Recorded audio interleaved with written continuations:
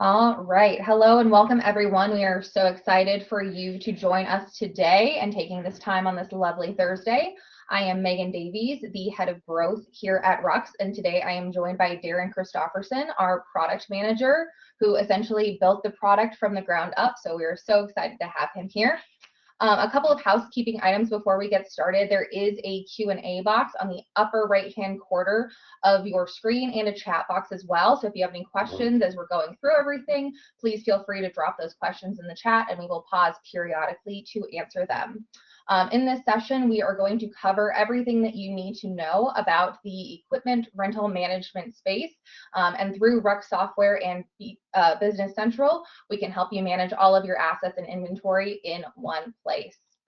So before we get started, we wanted to cover who RUX is. We are a new brand that has been in the works for about a year, but we launched in August of last year officially. And understanding the gaps in the industrial equipment and commercial field services space, we purchased Open Door Technology, and we have been in the space for over 30 years with that software solution. And then to further extend our capabilities, we went through another acquisition of ERP Connect Consulting, which extended our capabilities with an additional 35 plus applications that help Business Central function the way you want and expect it. So with those two powerhouses combined, we're able to provide a really incredible end-to-end solution that's verticalized for the industries. So the industries that we really serve and we have extensive knowledge in are really in that industrial equipment as well as commercial field service. So everything from oil field services to trenching and shoring and scaffolding, we've got you covered. So I would love to pass it over to Darren, who will run us through our demo for today. Thanks, Megan. Just sharing my screen. Okay. Should be seeing my screen now, yeah? Yep, we're good. Awesome. Okay, so what we see here is Business Central in the role center called Business Manager. So that has access to absolutely everything. Just want to be clear that we don't have to give access to everything to everybody. There's role centers designed for the different roles that are in the company. This one here is just great for doing demos and because I can touch everything at once. So to get started with rentals, the first main master record would be rental units.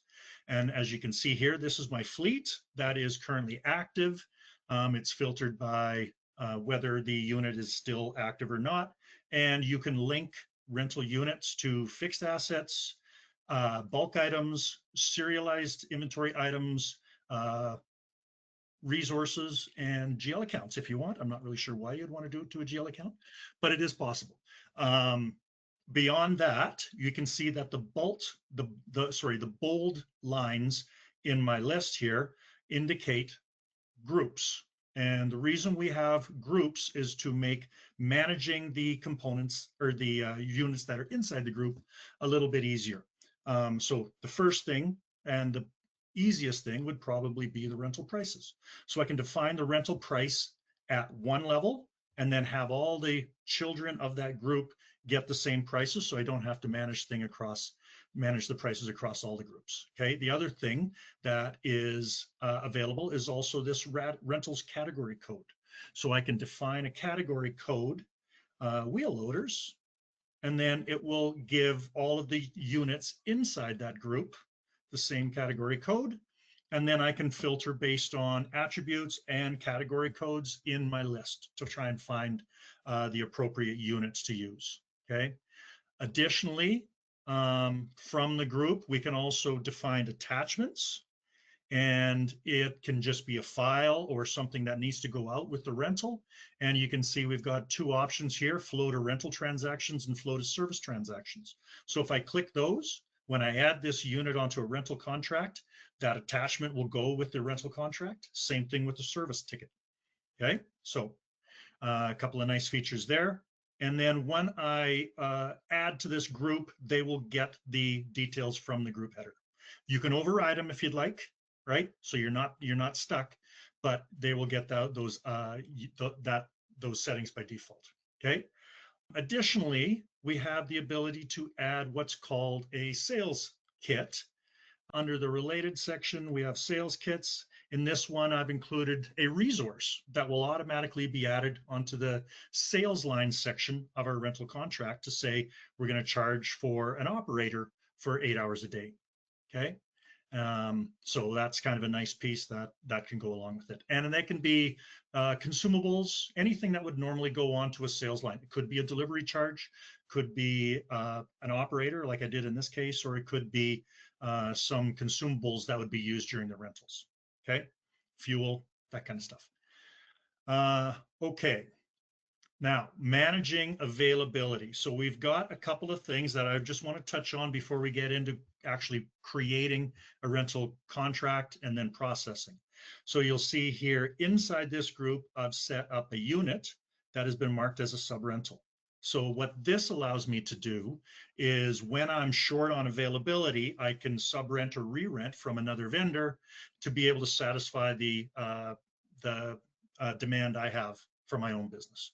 So this allows me to basically generate a purchase order, buy the contract, and then have that linked to the rental contract, and it's marked as recurring. So if this sub-rental goes on for months, then that purchase order will remain for the duration of the rental contract. When it's returned, the purchase order is marked as returned, and then it'll finish when you post the final invoice.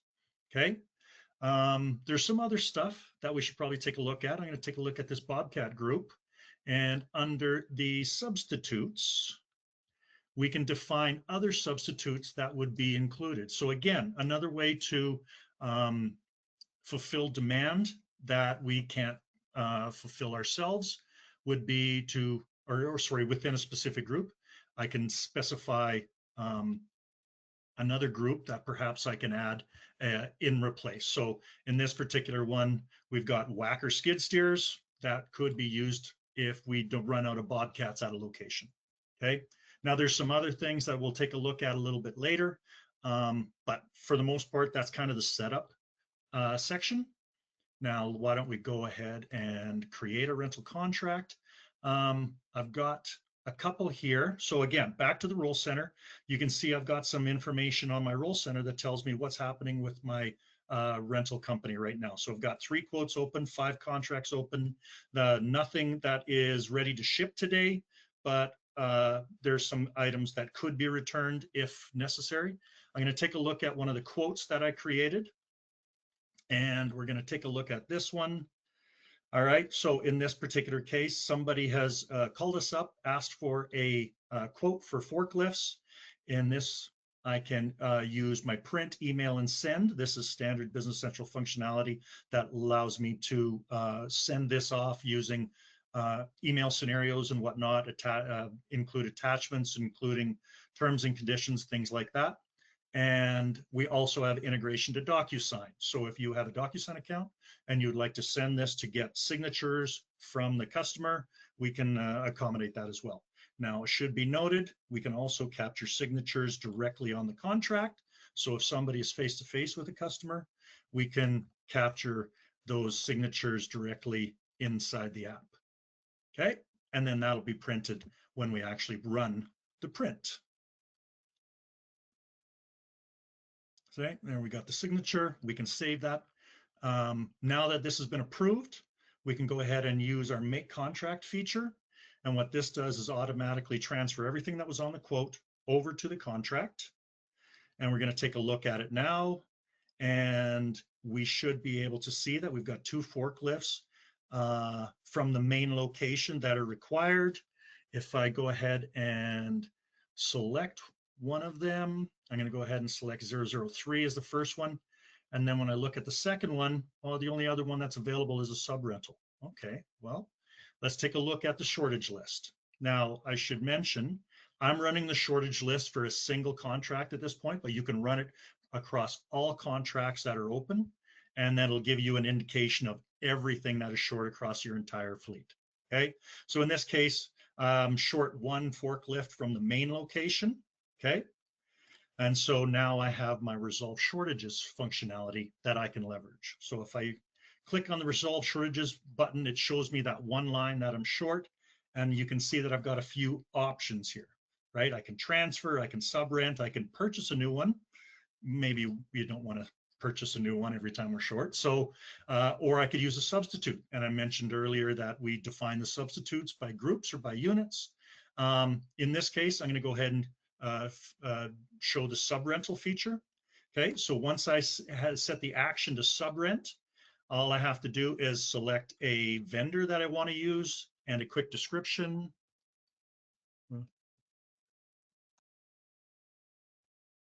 And now under the action menu, carry out action. And what this does is it creates a purchase order, marks that that shortage as completed, and you can see it's automatically assigned my sub-rental unit. And again, this unit can be used over and over and over as a placeholder for any time we're using a sub-rental. And then if I scroll across on the line, there's my vendor and my actual purchase order number. And if I take a look into the purchase order itself, you'll see that we have added some information on the purchase order card for the rental functionality. I'm going to say this is going to cost me $500 a month. And if I scroll over, you can see that it's related to rental contract 67, line number 30,000, and it's on rent from 17 to 16 right now. And you can see rental returned is not checked and recurring is checked. So while that recurring button is checked, we can continue to invoice against this purchase order every time we get an invoice from the vendor, and it'll keep open so that we can continue. We don't have to create that purchase order over and over and over again. Okay, so now this is all good, and I can go ahead and ship this. Okay, these forklifts have metered usage enabled, so it's just giving me a little question saying, we haven't set the metered usage, do you want to continue? Yes, I do. Okay, so now if I want to take a look at what kind of invoicing is going to happen, I'm going to take a look. So first thing I'll take a look at is the rental terms code. So in this case, it's periodic end month, which means I'm going to invoice monthly at the end of each month based on the start date. So the start date was 2/17. So my next invoice date would be 3/16. And if I look at the rental amount lines, that gives me that same information. So this $1,500 charge is for 2/17 to 3/16, 2026, and it's billable based on the billing date on that rental amount line at 3/16. So if I try and invoice this today, it's not going to do anything, but should mention there are some ways around that. If I want to use a feature called the bill until date, right? I can set this up to say I'm going to bill until 3/16, and then that would include that in the next invoice that I'm going to run. I'm not going to do that now. I can also change this to be a periodic start. So if I change it to periodic start, even after it's been shipped, it still lets me do that. And you'll see that the rental amount line still looks similar, but now my billing date is at the start of the month. Okay, and it's going to recur every start of the month. Another nice feature that is related to that start billing is an auto credit functionality that we have. So if you start bill for something you think that's going to be on rent for a month and it's returned early, we can automatically create a credit memo if you want, don't have to, for the difference of what would be. So in this case, if it was a prorated term for a month and they thought they were going to go for 30 days and they only had it for 15, you would get a 50% credit automatically created, and we can automatically post that as well if you'd like. The nice part about our rentals is everything is right inside of Business Central. So those customer ledger entries show up immediately as soon as that invoice is posted and as soon as the credit memo is posted. So we have an accurate information inside of Business Central immediately. Okay, so because we've changed this to periodic start, it's ready to be invoiced right now. I could invoice it directly from that contract if I wanted to. I'm going to show something a little bit different that a lot of people like, and that is our rental invoicing worksheet. Okay, so from this worksheet, I can come in here. My date in my system right now is set to 2/17. That's my work date. So if I go in and suggest contracts, it'll automatically set that posting date to 2/17, and I can just click OK, and it'll go through my entire list of contracts and tell me what's ready to be invoiced today. Okay, so good example here. Zero usage is not allowed, meaning I've set up this particular rental contract as requires metered usage billing or periodic usage billing. Okay, so this is my forklifts. Right now, to get around this, I'm just going to go ahead and go allow zero usage on this one. Okay, and now I'm going to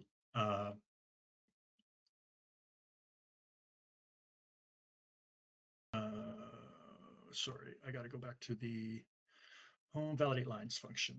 Okay, boom. So because I've go ahead and set that as we're not going to charge for metered usage, doesn't really make sense if we're doing a start billing, because generally you get to pick up the metered usage later in the rental contract. So we're going to say allow zero usage, and now I can invoice the entire batch all at once. I've got a few options here. I can post and print, post and send, or I can do preview posting, which goes through and checks and makes sure everything's going to post according to the settings inside of Business Central. So there's checks and balances, right? I'm going to go ahead and invoice them all.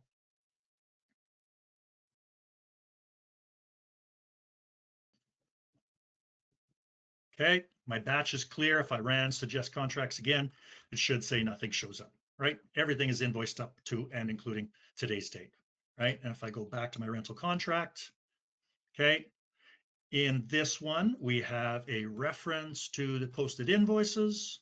I can take a look and drill directly down into that invoice and see what was charged. There we go. I got 2 units, rental revenue, $1,500. And if I do a print rental, that should give me an indication of which units and for which dates. So forklift 28 and 28 sub rental were on from February 17th to March 16th at $1,500 each. Tax information at the bottom.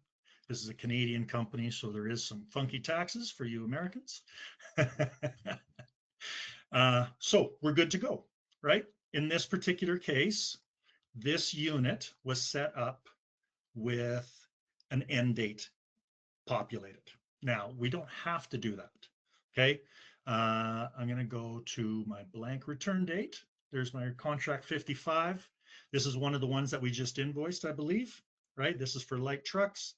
And if we take a look, there's no return date. So if I look at the rental amount lines, it shows me what's been invoiced, right? So in this particular one, I have a rental charge and a damage waiver charge.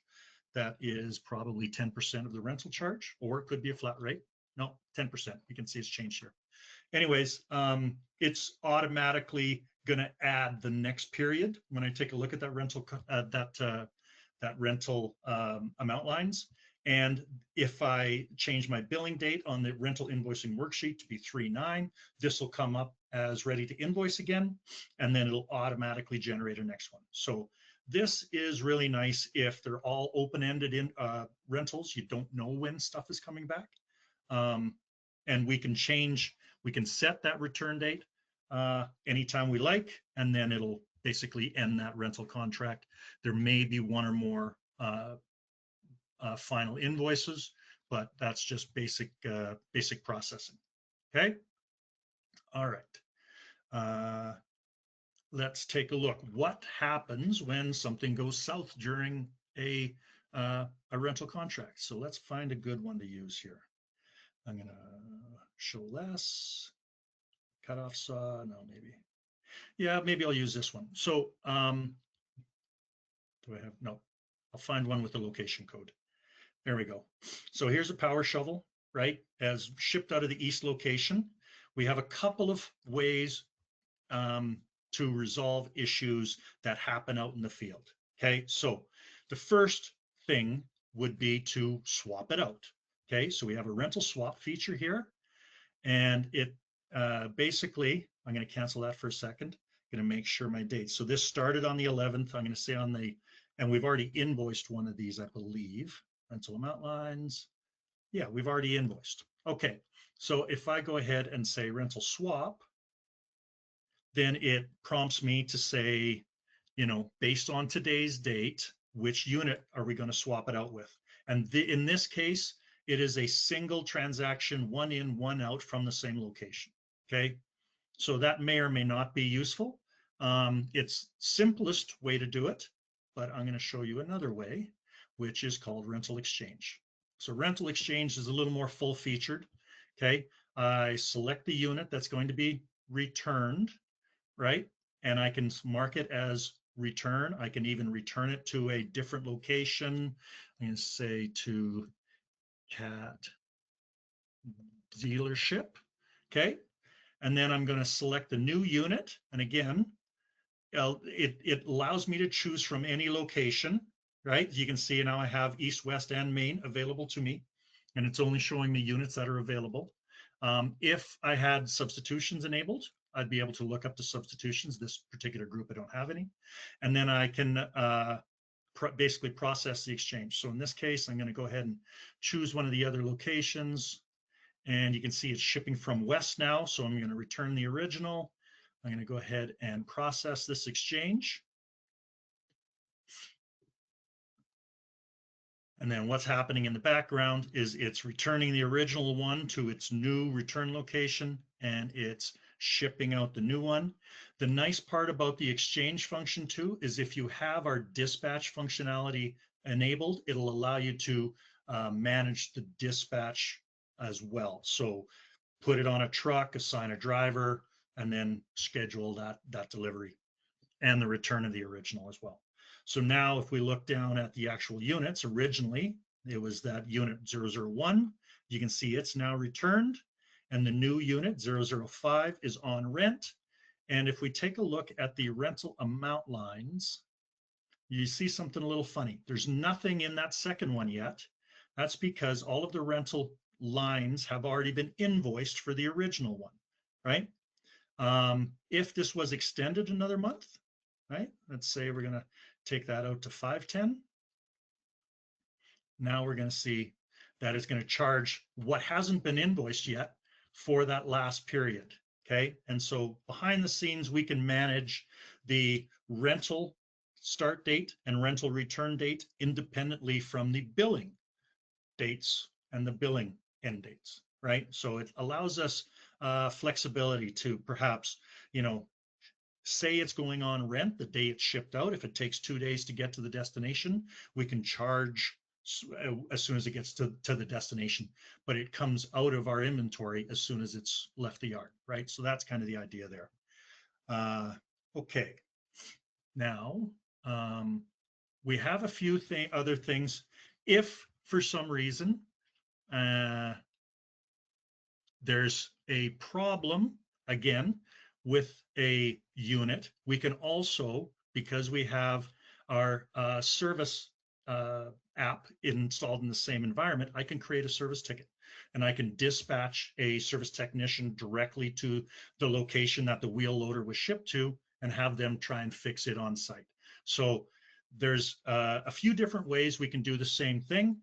With this one, I'm going to go ahead and change my posting date to be 2/26, which is the end date on this particular contract.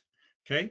And I'm going to show something that is also related to the integration with rentals and service, with RUX Rentals and Service. Okay. So I'm going to go ahead and change my posting date to the end. I'm going to go ahead and show bulk returns. So again, bulk returns is another feature that's really nice.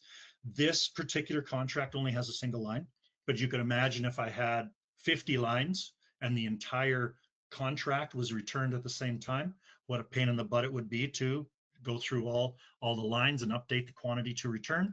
I can do that using the bulk return option. I can also update the return date or the quantity and the return date at the same time. In this particular case, it's just the return that I'm going to do. So all that's done is it's basically marked that as a quantity to return, and then it lets me run my return rentals. I'm going to go ahead and say yes. Now, this is the feature that I was illustrating. A return inspection is set up for rental unit 11-001. Do you want to create that service ticket now? I'm going to say yes. Okay.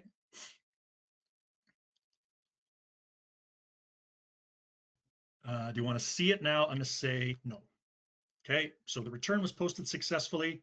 So that's good. Now, if I go over into my service list, I should have a new ticket at the bottom. Okay, so The bottom line is the ability to create a service ticket from a rental contract exists, and then the delivery inspection and return inspections that are able to generate from that integration between rentals and service. The other thing that I wanted to kind of show would be a damage bill back. So I'm going to create, let's take a look at one of the units here.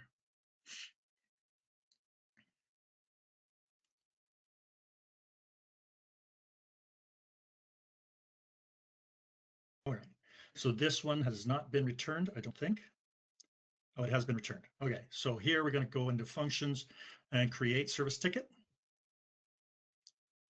Okay, so this would be an example. For some reason, it's gone into service after it's been returned. You can do this in a delivery inspection as well. You can see it's automatically specified the service unit related to the rental unit.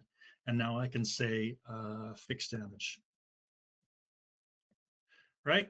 So this now, if I look at service ticket details, I'm going to go ahead and add a new service ticket detail for a labor. I'm going to say it's going to take Darren 5 hours. I'm going to add inventory items out of my inventory. And again, I'm looking directly up into the inventory list that's inside of Business Central. I believe there's a bearing in there for 175. Let's say we have to replace a bearing. And in this particular case, right, we've got 1425 that's available, and it's based against the customer that was on the rental contract, not the owner of the wheel loader, right? That would be me. I don't want to charge myself. I want to charge the damage done by the customer. Okay, so in this particular case, now I can mark it as released. I can assign it to a technician. I can have the technician go through and do the work. Okay, and then once it's done, we can do what's called a rental chargeback. Okay, so once this opens, I mark it as editable. I'm going to mark it as chargeback. And now what's going to happen is it's going to charge the billable amount back onto the rental contract. Okay, 2 lines have been added to contract 61. I'm going to close the service ticket for now. I'll come back to it in a little bit. And on 61, you'll see there's my information regarding the damage bill backs onto the rental customer. Okay, and again, this was one of those units that had that sales kit for the operator for 8 hours, and that's also included on the rental contract. Now I should be able to do a final invoice. Let's just take a look at amounts. So 225 should be my billing date. Perfect.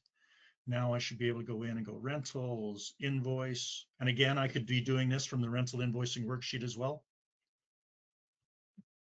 And now you'll see that once that final invoice has been completed, it's automatically closed my rental contract. And I can go back in and look, there's the final revenue for the rental and the damage bill backs. I'll preview that again, zoom in, and you can see there's a section for rental charges and a section for sales charges related to that damage bill back. Okay. All right. So the last thing I'm going to go over is we're going to talk about how to view some of the history. If I look at the service units, right, we've got service units that are available, and these are related to rental units, and I can look at the service history from here. So this has been on 4 tickets in the past, 2 planned maintenance tickets and 2 regular service tickets. And if I wanted to take a look at the actual what has been included, you can see there's labor, inventory items, and whatnot over all of those service related activities. The other thing is we can look at the statistics, and it shows us if it was what the total service cost is, what the total service price is, when its next service is due for an oil change in 4/12/2026. So that's based on the service unit. And then from the rental unit, I'm going to go ahead and look at the same unit so that we have similar information. Okay. There's also a rental statistics card. And if we take a look at that, it shows us the rental revenue that's generated, as well as some metrics regarding number of rentals, total days available, total days on rent. So time utilization has been great, 71%. And then it has some annualized ROI information.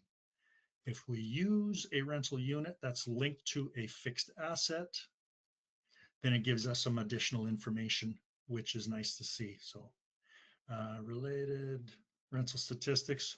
So it shows us what its acquisition date is, what its acquisition cost was. So I can drill into that and see what's gone into that and what its net book value is, right? So this is 103,000 right now.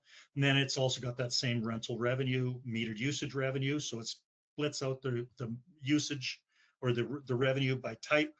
And then it also has some fixed asset maintenance costs, our service ticket costs, service revenue, because if we're charging that back to somebody, it's actually generating revenue for us. And then some metrics, right? Total days available, total days on rent, ROI metrics, annualized ROI. Okay. So I think I'm about 3 minutes over. Not too bad. I Not bad believe at all. that's kind of it. For now, we're just scratching the surface here. We could have done so much more, but 30 minutes is kind of tough. Absolutely. Well, I appreciate it, Darren. Thank you so much for walking through all of this.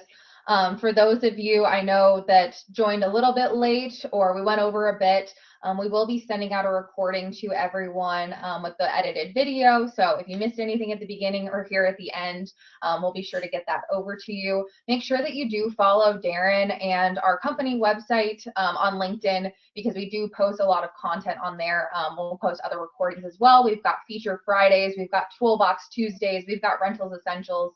So all the content that you could ever need for your rental business, we've got you covered there. And then we've also got our product guide. We have over 36 apps now, and we have 2 new ones that are coming out this weekend due to the amazing work that Darren and the product team have come up with. So we will keep you up to date on those as well. But thank you so much for joining us today. We're really excited to share this with you.